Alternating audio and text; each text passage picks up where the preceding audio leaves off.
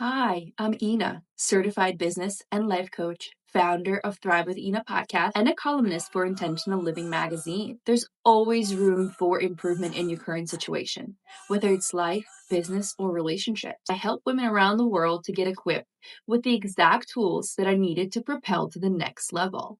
On this podcast, you can learn all the encouraging stories of incredible entrepreneurs, their hardships, and the exact tools to achieve success. You can also search for mindful meditation episodes that can help you get grounded in the chaos of life and business. You can get full access to my coaching platform and this podcast on www.thrivewithina.com.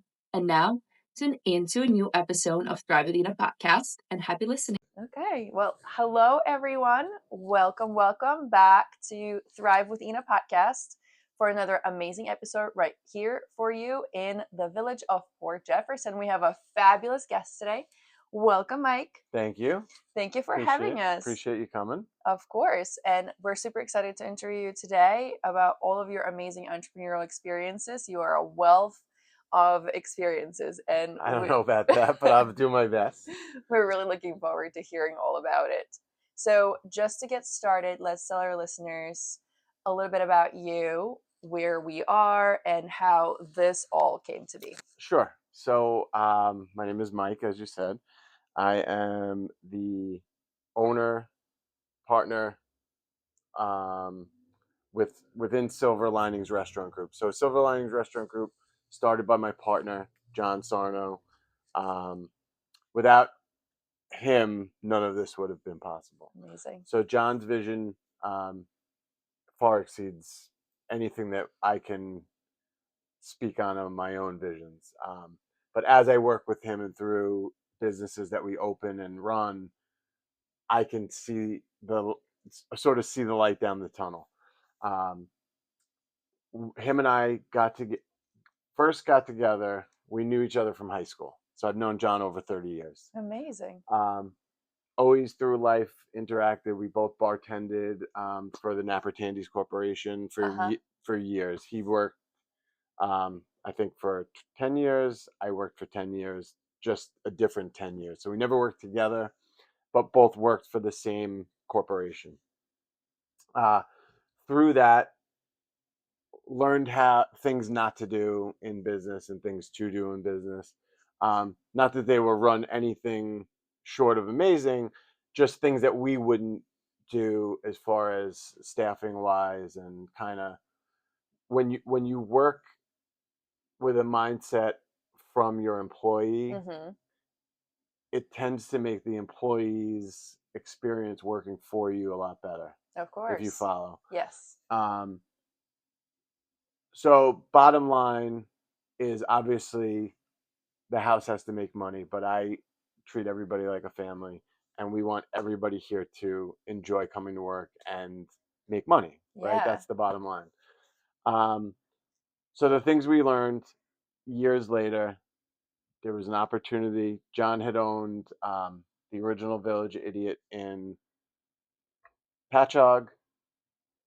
He opened the Village Idiot in Oakdale with his partner Tim. And then him and Tim, 3 months later, got an opportunity to open Drift 82 on the water in Patchogue by the Davis Park ferries. Yeah. Great opportunity. Couple of years went by. John came home from a vacation with this amazing idea of a very quaint, small, high-end steakhouse, and he wanted to do it in Patchogue. Much to the chagrin of everybody on social media, good luck opening a high-end place in Patchogue. Patchogue is this, that, and the other thing. I was lucky enough, Tim was going through something else, wasn't able to partner with John. I became John's partner in that venture. 3 years later, 3.5 years later, we just were awarded from Bethpage Best of Long Island. Oh yeah. 3 years in a row, the best steakhouse in Long Island. That's amazing. Congratulations. Thank you. Big award. Yeah. Big award, prideful, and kind of a laugh in the face of everybody that said good luck opening a high end. Of course. You know, and Isn't that the best? you always are going to get a critic. You're always going to get people that listen. I'm not for everybody. Yeah. My food is not. Sorry, That's okay. my food is not for everybody. But for the masses, Yeah. they seem to like it. Yeah. And we do have a very regular clientele that comes in over and over and over again. So we must be doing something Yeah. right. My fiance loves the steakhouse. Thank you. And for those of you who did not pick up on what we're putting down yet, the steakhouse name is It's Chops and Patchogue. amazing. Yes, and my fiance loves it. Thank you. So there it's a completely different vibe. We went with a, just the end of Prohibition era, very dark curtains and very speakeasy type. We have the bare walls that show the exposed brick and the studs. And we curate a very good cocktail program along with the menu and the steaks program. We do pay a lot of money for the steaks. I don't chintz on a steak. Is there ways we can cut money and save money? I believe there is, but it's definitely not on the quality of my steaks. No. We buy our steaks from Main Street Meats in Farmingdale. Amazing.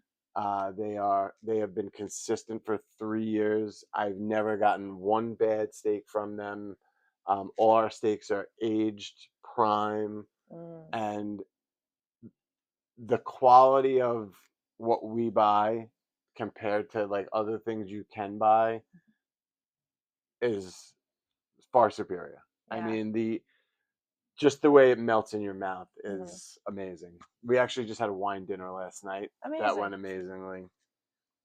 So we did 2 years of kind of open chops, operated chops, and then an opportunity came to meet with the landlords of this current location. And like I was telling you a little bit before, it was a property that, I think growing up in Center Ridge and growing up locally, Port Jeff was a spot we all came to. This was like the hangout, the Friday night, the Saturday night, the Saturday day. This was the spot. And over the years, I think it's kind of changed a little bit. The building we stand in now is closed and out of business for 9.5 years. Wow. So it had flooded twice, and there was no mitigation done. Nobody cleaned it up. So you can imagine the state of this building when we walked into it. It was so bad. We literally, there was no electric even pulled to the building. We had to get PSE&G to pull electric. We had to get a whole new grease trap system. Yeah. It's like that movie, The Money Pit. You get It- the building it and really then you was. just throw it in. And it was like, and it was exactly like that. We took down the wall. So we had to raise the kitchen 3 feet just to meet current code with the hoods and the amount of makeup air and stuff. So when we pulled the wall down, the sheetrock wall, behind it, they must have had a kitchen fire. And instead of like mitigating and cleaning up the ember, they just went right over the burnt wood, and it was like I was mind blown. So of course that's a whole. Now we have it open, so we have to take care of it. Yep. So we did that. We ran electric to the building. We took steps anticipating flooding. We know Port Jeff, especially in this area, it's like a little bowl. Yep. And we know it's going to flood eventually. And we opened February. In September, we had a flash flood down here. And the water came all the way up to Pindar. So this Mill Road, it looked like a river. Like it looked like Niagara Falls flowing down. I saw the videos. I was horrified. And those apartments, the brand new apartments, were flooded as well. The ones that were over by CVS, yes. Yeah. And because that's where the other dip. So everything is like directed to come down here and go into the sound. Sound? Yes. But if it's high tide, it's got nowhere to go. And that, I don't think the engineering behind it was Yep. thinking that way. Yep.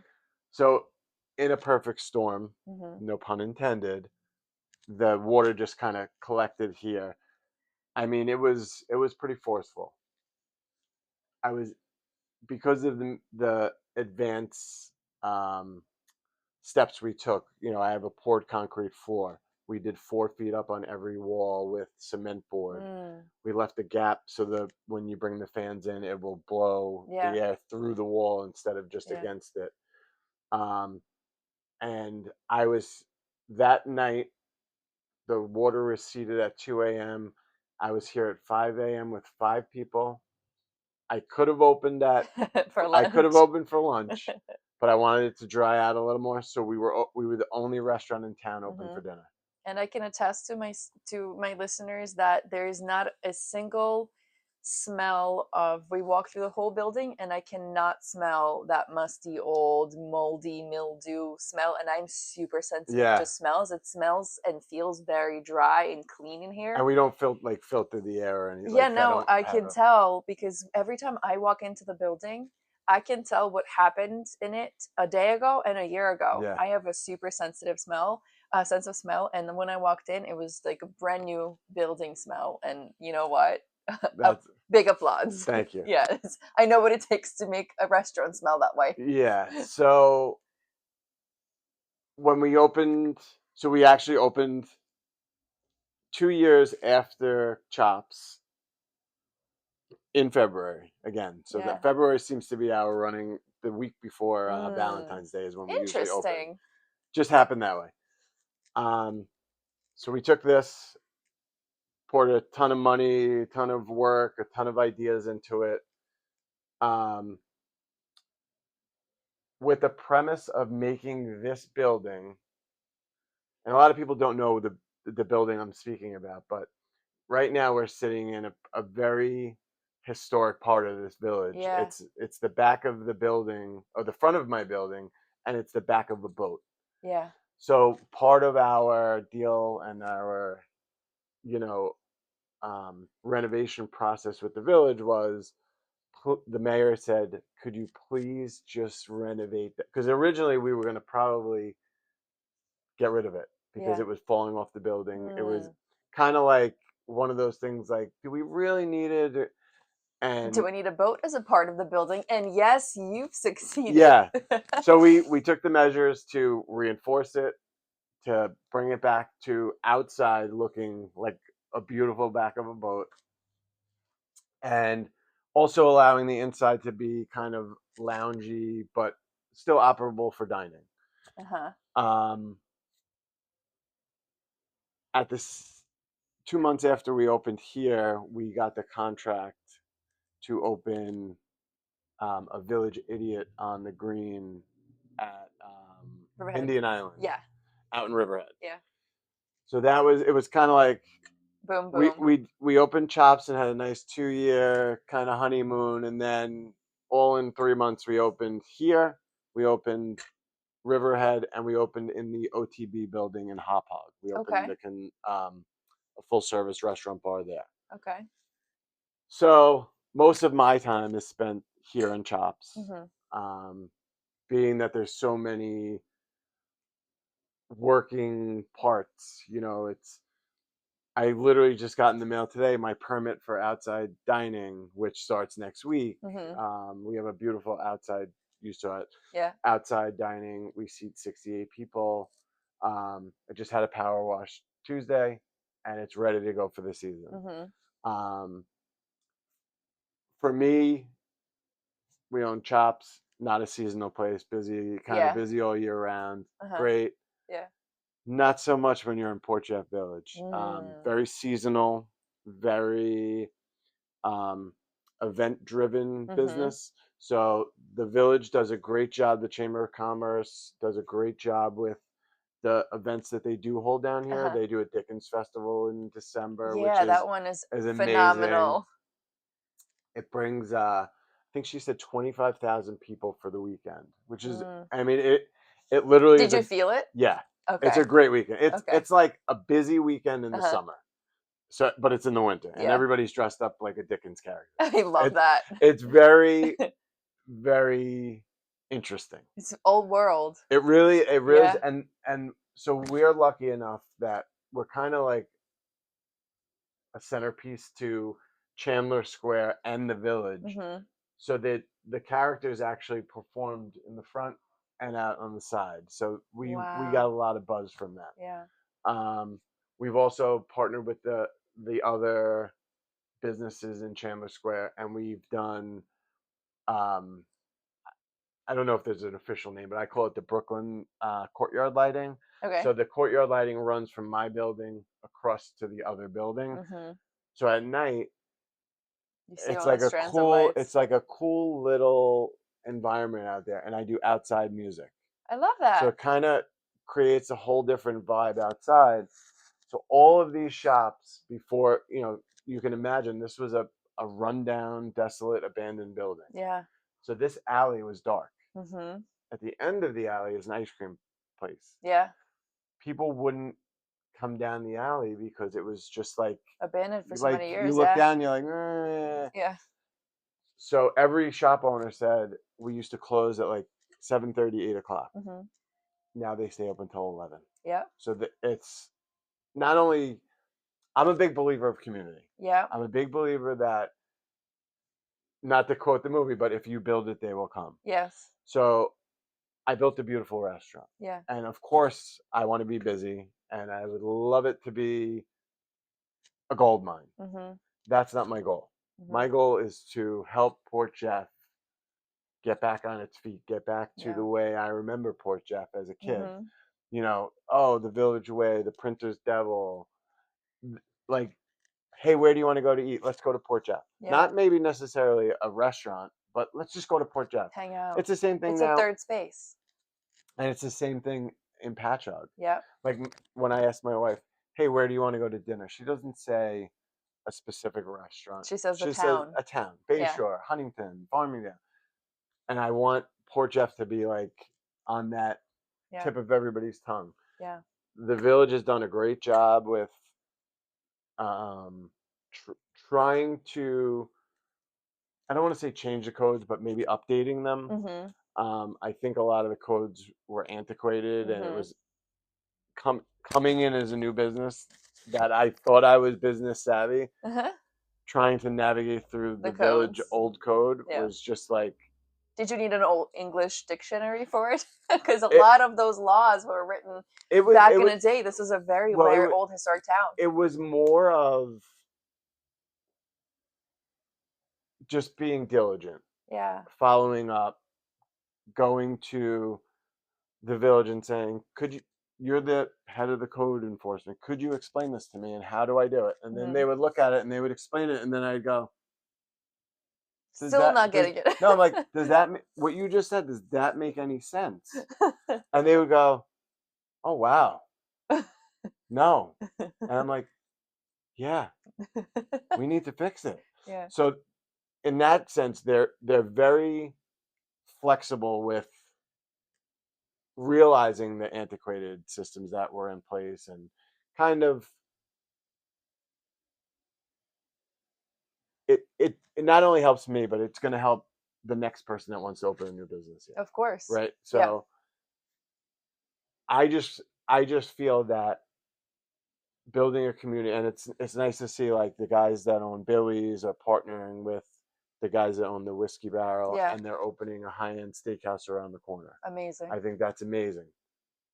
It shows the community that everybody gets along. Yeah. And I feel like once everybody realizes, like, if we make Port Jeff better, you'll automatically reap a reward. Yeah. The more people that you get down here in foot traffic, everybody complains about the parking in Port Jeff. The parking in Port Jeff. Well, I have 4 very successful businesses in Patchogue. In our group. Yeah. My partner has a catering hall. Yeah. In Patchogue. Patchogue has a parking problem. Yeah. But you know what? You manage it. Yeah. And you come up with ideas. It doesn't stop anyone from attending Patchogue on a daily basis. There's thousands of people that arrive every day. And it's one of those things that I try to explain in the Chamber of Commerce meeting, and we started a restaurant association because they didn't have one down here. They had one, and then it kind of dissipated because everybody wanted to complain about parking. And I said, well, let me ask you a question. Is parking the problem, or is the winter a problem? Because I don't have a parking problem in the winter, right? So in the summer, if we put 400 more parking spots, I couldn't fit 400 more people in here. I'm busy. That's when I'm busy. Yeah. How about we figure out how to get people to come here in the winter instead of complaining about You're reverse engineering the problem. And people were like, well, what do you mean? And I said, this is my first year here, and I will never say I'm the smartest person in the room. I'm observant. Yeah. And I noticed that from pretty much the Dickens Festival till Valentine's Day, it's like tumbleweeds. Yeah. How about we create events to bring, and when the village does do an event, they do a harvest fest, they do the ice fest. Now we just need an oyster fest. It brings people. Greenport has an oyster fest, I think, twice a year, and it's insane. Yes. Thousands of people. Yes. And it's things like that, and I said it's just a matter of everybody getting together on the same page and saying, okay, this is what the Chamber of Commerce is. They do these 4 events. How do we do things around them, and don't depend on them, but you depend on a board of other business owners that want to bring business into their business in a time when they don't do business. Yeah.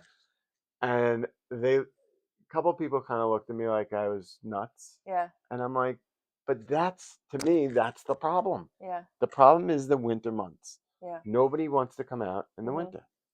And I think we're getting a little more traction on it.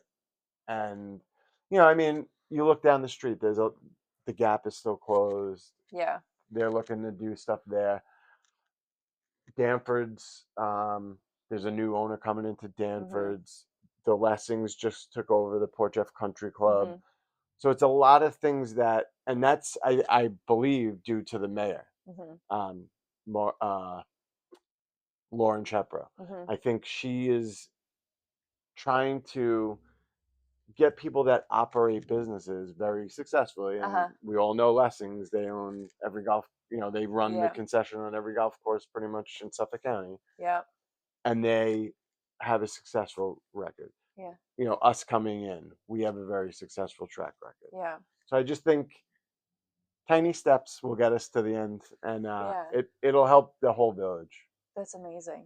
Yeah, I'm glad you mentioned tiny steps that are bringing success to you, and you think that are going to bring success not just to your businesses and your partners, but also a big town like Port Jeff and other towns.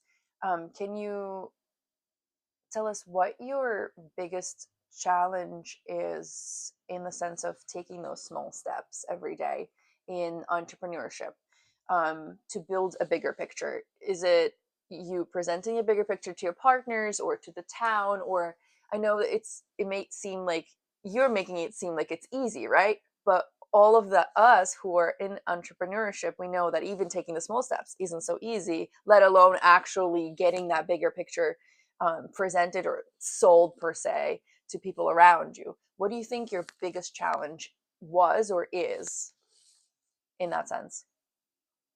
So I think, obviously financially you have to be comfortable taking steps. And restaurant industry is such a there's no guarantee financial, not burden, but an undertaking. Correct. Right? And it's a very massive capital involvement. And you don't know if you're going to get return on your investment. There are no guarantees. It's you know, I would say one of the biggest obstacles, not necessarily my partners, we're very like-minded. So I'm comfortable with my, obviously we operate on a level of respect for each other, that we bounce ideas off each other. Yeah. We're not kicking around the corner for a month. It's have a conversation about it, make a decision. Yeah. Okay, now you execute it. Yeah. I think a lot of why I think I'm successful and the businesses that I'm involved in are successful is I'm very detail oriented. So Mm, I follow up. I make sure that, you know, if you tell me to call you, I make yeah, sure I call you. yeah, I might be annoying. yeah. Um, I always shop our purveyors. So like some people just use this person and just use Mm-hmm. this person. And the only person that I don't shop is my meat guy Mm. because You already know. I know Yeah, I've shopped him in the past, and everybody that I shopped him with is like, yeah. "Oh, you should call this place in Farmingdale." So they all steered me to him, Mm-hmm. and I was already using him. Yeah. Other companies that the toilet paper, the salt, Mm-hmm. you have to keep everybody kind of Mm-hmm. in check with each other because everybody's trying to make money. Of Everybody's course. trying to get the next deal. I'm a big relationship person. Mm-hmm. So if I have a great relationship with you, I'm leaning towards you, Mm-hmm. but you also have to do your part to keep the Yeah. relationship It's got to going. be a two-way street. 100%. Yeah. And how does that look to me and my partners Mm-hmm. is if I just said we had a dinner last night. Yeah. 3 of my purveyors come to the dinner. So I Mm. support you, you support me. Of course. We sell goods also. We sell tickets to dinners, we sell steaks, we Mm. sell um, alcohol. So I like to see you in my restaurants. Mm-hmm. We have something for everybody. We have a seafood and steak restaurant here in Port Jeff. We have a high-end steakhouse in Patchogue. Mm-hmm. We have sports bars. We Mm-hmm. have a place on the. So I need to see that you're also reciprocating to Yeah. us, um, and that kind of creates a loyalty. That's kind of we use the same cesspool guy in every one of our locations. Mm-hmm. So we tend to have a relationship with him. He was Yeah. at our dinner last night. Yeah. So it's building more of a family um, environment than a Mm-hmm. business environment. If that Yeah. makes any Of sense. course. Yeah. Um, It's not transactional. It is relationship based, which correct. is, I think, how um the old world was built, right? Like now we're moving into this phase of like a lot of transactional things that are happening, and I feel the connection is missing, I and agree. that really defeats the purpose of anything, right? Because as human beings we cannot survive alone, and when the transactional things happen, It's you're still very alone at the end of the day. right. There's no relationship built, there's no connection built, and when you're not in transactional state, you're in that relationship building kind of business model. You're creating a family around your business, and it becomes a family, And right? I'm a big hugger, and I'm a big Yeah. kiss. I still kiss my guests. So and we just had the sexual harassment Training. yearly training, Mic attendant. and no, and they're like the first thing Saul, who's my labor attorney, he's like, and you can't do what Mike does and kiss all the guests. And I said, well, I don't work here. I don't work here. And he's like, those are things that could be construed. Yeah. And I said, well, that's me. And Yeah. that's how I operate. Yeah. I'm a very old school kind of person. We have people that work for us, all different walks of life. I have probably 150 employees, so it's Hmm. 150 different Yeah. personalities. You know, some people, Some people have 7 personalities in one. correct. Some people I can't communicate with because I Yeah. don't speak very good Spanish. We have Hmm. a couple guys in the kitchen, but Yeah. we had one guy, he was missing.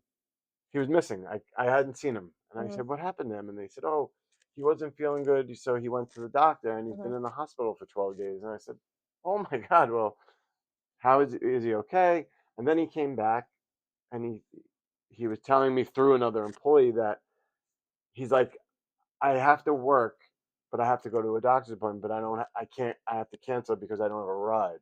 And Oh. I said to him, I said, no, no, no, here's my phone number. And if you need a ride, you call me and Hmm. I'll Uber you or I'll get you there.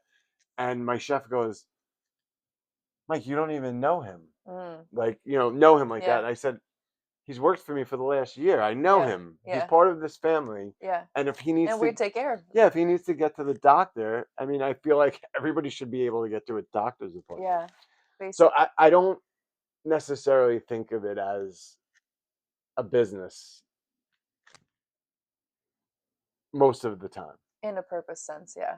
I think of it as, yes, I'm going to work. I'm coming to do a task. Mm-hmm. But I look at it as I facilitate this building so my employees can come, they can meet guests, they Mm-hmm. can, so my general manager is the one that was the chef of our dinner last night. Oh, wow. So Okay. there was 4 guests that came from Castaways. They drove to the South Shore and they attended the dinner. And like for me, I watch people be impressed by that. Mm-hmm. They're like, "Oh, you let her," and I said, "I didn't let her. She's 26 years old. She's a chef. She's a sommelier. She's a bourbon That's steward, amazing. and she's the GM And of my she's the restaurant manager at Chops. here. Here. Okay. She's my GM here. Okay. Amazing. Yeah, she's great. Yeah. And listen, I mean, I'd be remiss if I didn't say I'm successful due to my staff. Mm. I'm not the best cook. I can cook, to feed myself. Mm-hmm. I don't know if I can cook to impress people in a restaurant. Mm. So what do? I hire the person that I feel is the best suited to do that. Mm-hmm. Same thing with, bartending. I bartended for a lot of years. Bartending is a lot different than it was when I was It bartending. sure is. It's craft cocktails. It's building a program. It's, that fancy whole, Yeah. these are our craft signature cocktails. So I hire the best guy to be our consultant that does our whole group. Mm-hmm. And you pay them, Yeah. you don't just take somebody, put them in a position and hope they do well. Yeah. You find the right person that fits Yeah. our model. Mm-hmm. And that's what we have. We have somebody that runs the back end of the house as far as the IT and all the, all of our systems are linked, payroll. So she does all of the onboarding with new employees. That's her job. Amazing. Then we have somebody that does social media. Mm. That's their job. Mm-hmm. And they run for every single location. Okay. Then we have somebody that does print. Mm-hmm. Then we have somebody that does, takes care of the cleaners and stuff like that, and scheduling hood cleanings and making sure everything's up to date. Mm-hmm. I have a permit person that makes sure everybody has a liquor Everything's license. up to go. Yeah. And I mean, I couldn't possibly do it myself, right? Yeah, it's impossible. The things that are necessary in running a business like we have, it wouldn't be able to be done by one person. It really takes a village. It does take a village. Yeah. And I feel that we put the right people in the right spot, so to speak. And then you nurture those relationships. Correct. And I'm able to, my partner is able to travel. I'm able to be home with my children. Right now my older daughter is engaged and pregnant. Oh, congratulations. And my little one's 13. Oh. So 2 different walks of life, but my little one still likes, Dad, can you pick me up from track practice? So before owning restaurants, I worked 2 full-time jobs. So my time at home was sacrificed due to the necessity of being able to work 2 jobs to afford to live the lifestyle that we lived. Yeah. I'm fortunate that I can now take a rollback with the investments that I've made and be able to be home to pick up my daughter from track or to, get my wife dinner on the way home or cook dinner when I get home. Yeah. 5 years ago, that luxury was not there. What can you say about the transition from having the 2 full-time jobs to being in a restaurant industry entrepreneur? Because does not, entrepreneur does not apply to all equally, right? Let's say my schedule as an entrepreneur of owning yoga studios is completely different from a restaurateur entrepreneur. So what can you say about having the 2 full-time jobs to transitioning to a restaurant entrepreneur? Quality of life, right? And it's better now? Way better. Huh. Way better. So you must be doing something right, because every entrepreneur in the restaurants that I've ever interviewed absolutely says that their quality of life is really not there because restaurants are so demanding, but you have to have boundaries with your business. I was just going to say, so quality of life. So before I worked, I would get up at 5 a.m., get my daughter ready for school, get her all set up. I would leave the house and I probably wouldn't get home till 8, 9 o'clock at night. And it would be get home, sit on the couch on the computer, running reports, sending out distros, this and that. And then it would be, okay, my wife would be like, I'm going to bed. You're annoying. You just, and there was no, I call it couch time. There was no couch time for me and my wife. It was more like, I'm still working. We love couch time. I'm still working. Shh. I got to get this done. Yeah. And I did that. I worked 2 full-time jobs for 5 years. Okay. And not like 2 full-time jobs. Like I was the manager for both jobs. Okay. So I had a team underneath me. I don't want to let my team down. Yeah. As the person running the team. So here, same thing. I run this team, but I have boundaries. Yeah. I set myself with boundaries. I have to trust that the people I've put in place can control what they need to control in the time when I'm not here. Right? Does that make sense? Of course. Trust is a big piece of having quality of life for you. So you're trusting these individuals. So with that said, I hold them to a very high standard.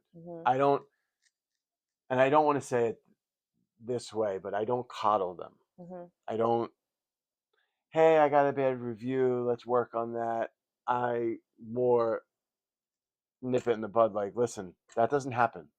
We don't get bad reviews. And if we do get another bad review, we're going to have a problem. Because I feel like if it's a correctable thing, they need to know about it and know how serious it is. Yeah. So my time with my staff is not limited. I'm available 24/7. They can call me at 2 o'clock in the morning, 4 o'clock in the morning. I don't care. As long as I want you to call me. I would rather you call me than don't call me. Take responsibility, call and solve. Yep. Self-correct. And sometimes, this is the first time I had a woman as a GM. Okay. And her personality is very strong. She's a very strong-minded woman, and she's amazing. She has a very like mind like me. She doesn't want to let me down because I put her in that position. So sometimes she'll call me and she'll be like, very like unsure. And I'm like, spit it out. And then she'll tell me, and I'm like, oh, well, that's not really that big of a deal. We could just solve it this way. So I kind of think of myself as like the problem solver. And I learned that from my partner. Like, don't bother me with the bullshit. That's your job. When there's something that needs to be escalated, hit me with it. I'll solve it, and we'll deal with it. You have the fire extinguisher. Correct. Yeah. And I mean, like I said, collectively we own 9 restaurants. I own 4 with my partners. I do love to come to our restaurants. I love to eat here, but my wife will be the first one to tell you, when we're here, it's not fun for her. Yeah. Because I'm always like, the napkin is folded. Yeah. Did anybody helping that guy? Did anybody bring bread to, and I say to her, I'm like, so then we don't go to our restaurants. We don't. If I'm going to come here, I'll come here with my partner. We'll have dinner. If I just don't want my wife to feel like I'm not engaged with her. Yeah. And that's why I tend to not come with my wife when we're operating. So I do a lot of my stuff. I do the back of the house stuff. I do the payroll. I do accounts receivable. I do the negotiating for the pricing. And all that can be done at 7 o'clock in the morning. So since you get up a very early hour, tell everybody what time do you get up. I was horrified when I heard this. I get up at 5. Oh my God. I get up at 5. I usually play pickleball for 2 hours. And then I start. And then payroll. And then I payroll. do the round. Yeah. My partner makes fun of me because he's like, "Hey, pickle boy," because I play at night. I play during the day. It's just my way of exercising. It's fun. I enjoy it. I love that. And but I fit it in around the times when I need to be here. I don't need to be here to be the face of the place. I don't need everybody to know that I'm the owner. Like, that's not my level that I need to be at. You know what I mean? I mean, the people that know I'm the owner say hello to me. If Yeah. I'm here, I Yeah. say hello to everybody. Of course. But I don't need the pat on the back like, hey, you're Yeah. the owner. Yeah. That's not my. Or people coming in and being like, I know John who owns this place. You're like, no, my name's Mike, but okay. No, they do. I know My this. partner's John. Oh yeah, well, let's use a different name. I know Frank. So You know how there's much been that happens in restaurants. several instances where, because when I come in, I'm usually dressed very Yeah. unassuming. I don't get really dressed up unless I'm going to an event. I sit at the bar as a customer. I don't, like I said, I don't wear the cap of I'm the owner. Yeah. And I've had several instances where I've been either here or at Chops, and the people next to me will. I can picture it. I'm really good friends with the owner. I'm like, oh, really? Tell me more. And to me, I'm like, oh, he must be friends with my partner. Oh, okay. And then I go, oh, blah, blah, blah. So how do you know John? And they're like, no, we know Mike.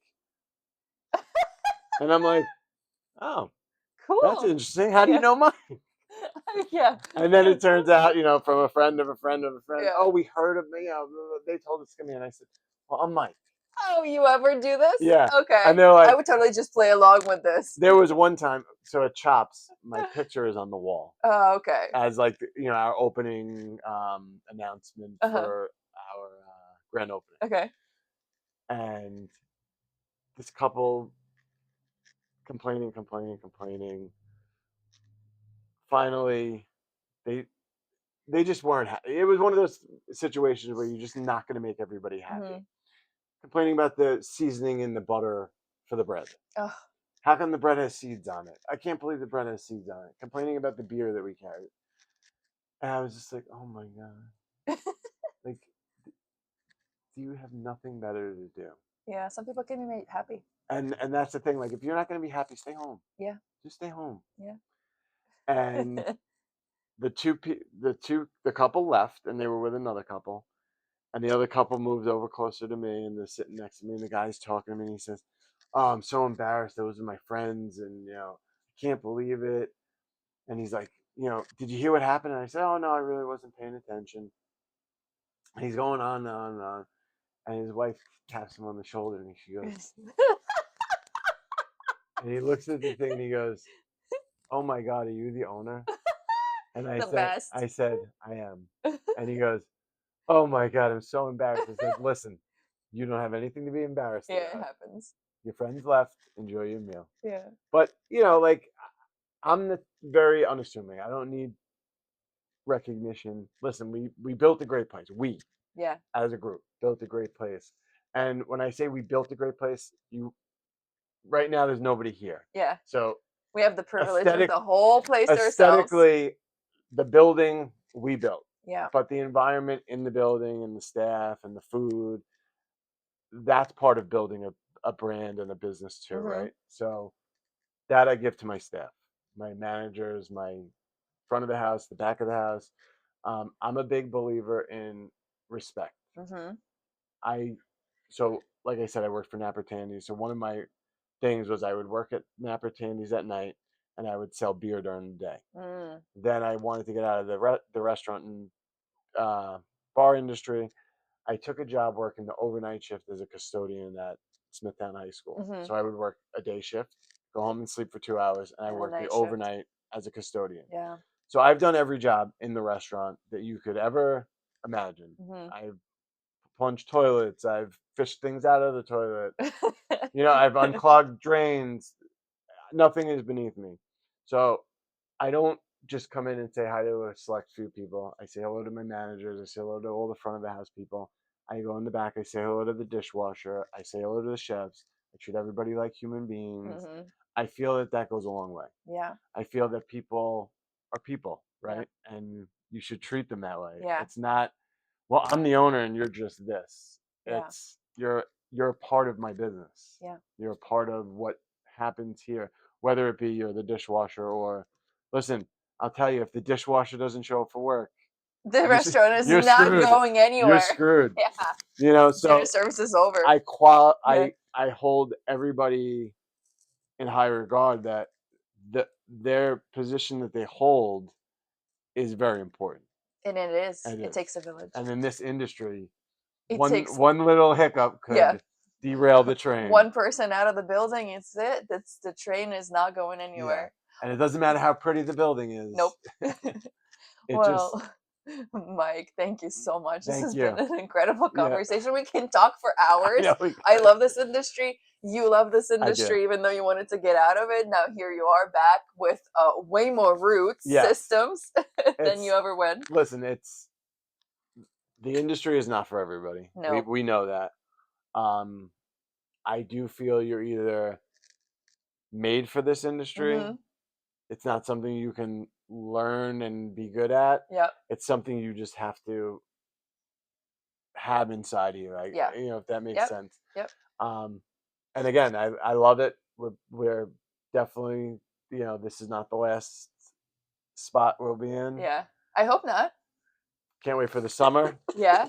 See how the It's summer coming. is. Yeah. It's here. It's moving Supposed in. to be 75 this weekend. So We're looking forward to it. Yeah. Yeah, we're looking forward to seeing what summer season in Port Jeff brings to it's gonna be good. It's Castaways gonna be good. and this incredible building. And I'm sure the town is extremely grateful to you restoring a piece of history and really giving the community what they needed. Yeah. Yeah.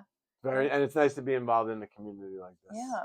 Especially knowing both my partner and I grew up down here. Yeah. You know. Yeah. So It's like nice. a homecoming. Yeah. Yeah. And hopefully in the near future we can And hopefully create some- there's no more flooding for you. from your mouth to God's ears. Yes. But if there is, we'll be prepared for it. Yeah, yeah. Well, thank you Thank so you. much for coming on to this podcast. And we're really looking forward to releasing it to the world so everybody can learn about your hard work and your dedication, and looking forward to everything you're about to create going forward. Thank you. Thank you for Yeah. coming down. Thank you. Amazing. High five.